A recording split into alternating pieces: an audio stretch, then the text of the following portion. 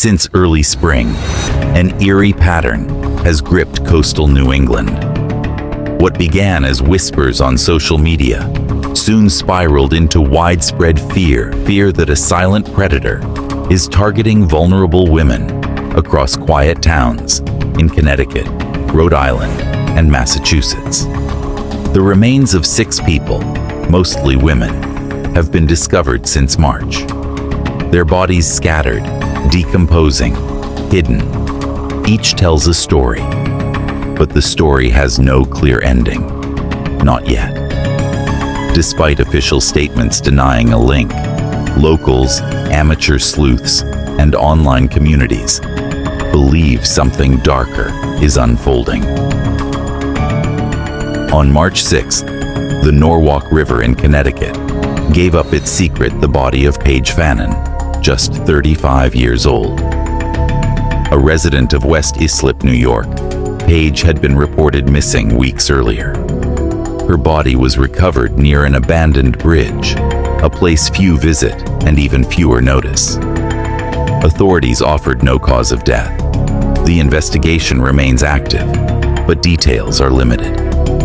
That same day, miles away in Plymouth, Massachusetts, a chilling discovery emerged. A human skull, deep in the woods off Route 3.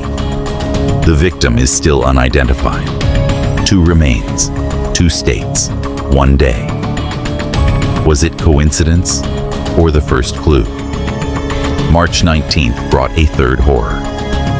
Near Colonel Ledyard Cemetery in Groton, Connecticut, police discovered a woman's dismembered remains stuffed inside a suitcase. Investigators believe the body was dumped there in mid-February. She was likely between 40 and 60 years old. She hasn't been publicly identified. The suitcase detail disturbed many. It suggested not just murder, but deliberate concealment, an attempt to avoid identification. Serial offenders often escalate from careless disposal to more methodical concealment. Online communities exploded with theories. Many asked, was this the same killer? Just 2 days later, on March 21st, the story took a familiar turn. In New Haven, Connecticut, a family clearing brush behind their home stumbled upon skeletal remains. DNA confirmed it was Denise Leary, a 59-year-old mother of 2. She had disappeared 7 months earlier, in August. Police haven't revealed a cause of death, but they've labeled it suspicious, but not linked. Locals began pushing back. How many bodies until it's a pattern? One resident asked on March 26th. Foster, Rhode Island, a quiet woodland town. Here, the body of Michelle Romano, 56, was found. She had also been missing since August, just like Denise. 2 middle-aged women, same disappearance timeline. Similar coastal regions. Yet again, police say, no link. But Michelle's death has been ruled suspicious. Friends and family of the victims are growing restless.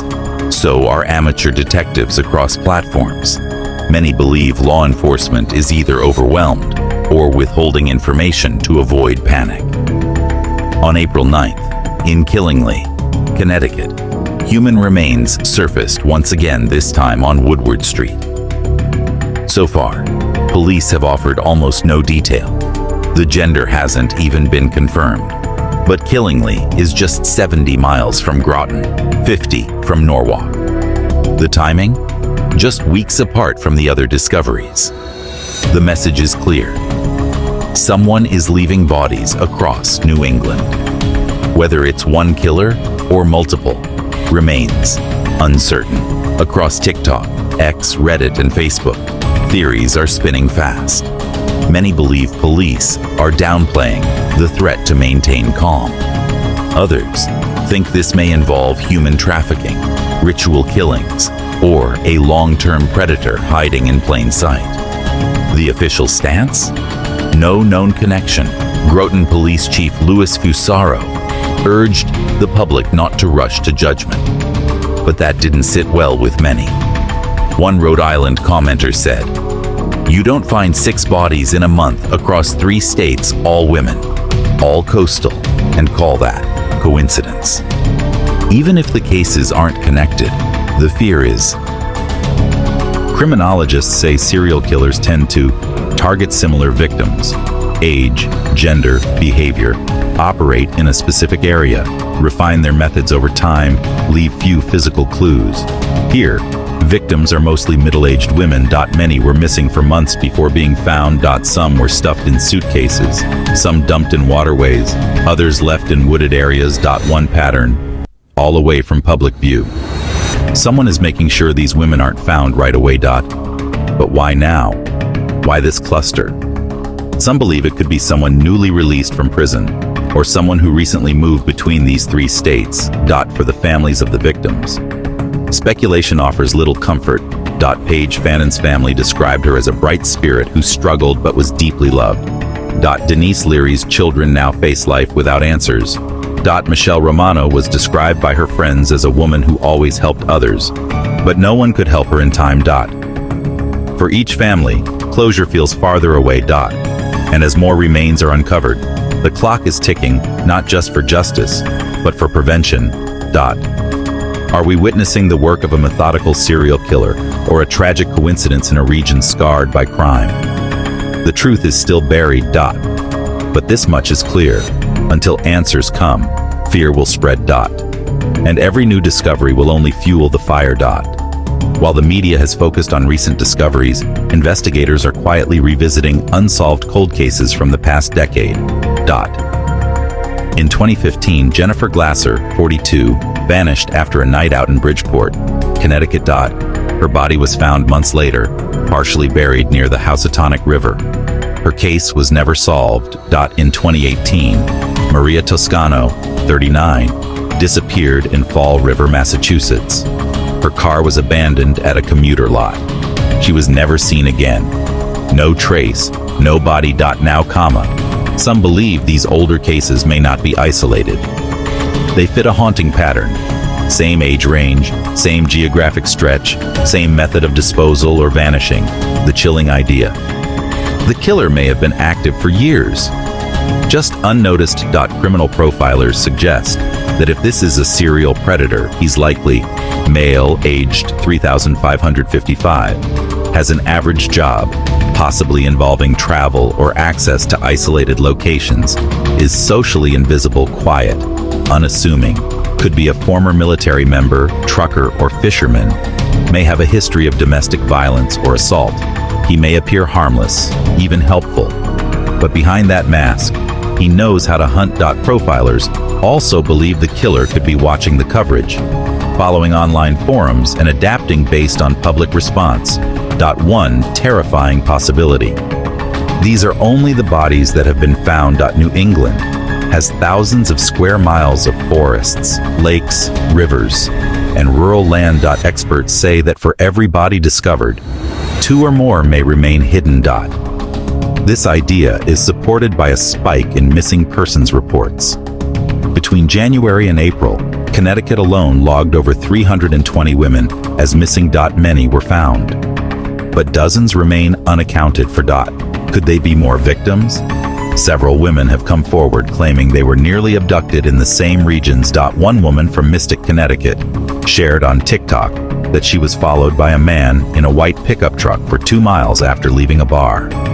When she stopped, he pulled up, stared silently, then sped off. Another from Taunton, Massachusetts, said she accepted a rideshare, but the driver took her off route and didn't respond when she asked questions.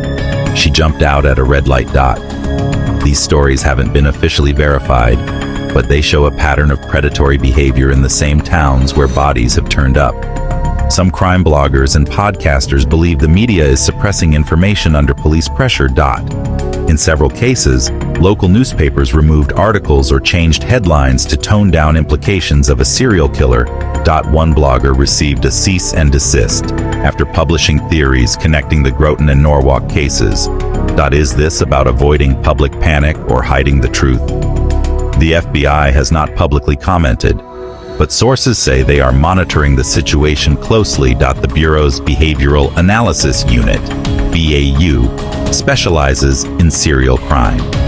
If a pattern is confirmed, they would be called in immediately. Several signs point to quiet federal involvement. Joint task forces formed across CT, Massachusetts, and RI. Increased DNA cross-checking using CODIS. Rumors of satellite tracking in rural dump sites. If the FBI is building a profile, they won't speak until they're ready to act.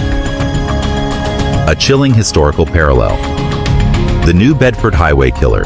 For those who know New England's dark history, this wave feels familiar. Between 1988 and 1989, the New Bedford Highway killer murdered at least 9 women along Route 195. They were found dumped along highways and wooded roads.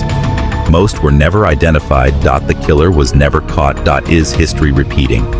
Could this be a copycat, or worse, the same killer, older now, but still hunting? Many serial killers watch media coverage of their crimes. Some even contact police or newspapers, leaving taunts or clues. If this person is still active, they may be reading comments online, watching true crime videos, following Reddit theories, scouting locations discussed in forums. You may have unknowingly walked past them, shared a bus, or sold them coffee. They blend in until they don't. Here's how to protect yourself and help investigators. Stay in groups when walking alone, especially at night. Let someone know your location at all times. Be cautious with rideshare apps. Verify license plates. Install tracking apps on your phone. Report any suspicious activity, no matter how small. And if you believe you saw something, don't hesitate. One tip could save a life. Across New England, fear hangs heavy in the coastal air. Some see coincidences. Others see a pattern dripping in blood. The truth hides in the shadows behind trees, inside suitcases, and under murky water. Until it's brought into light, it grows bolder,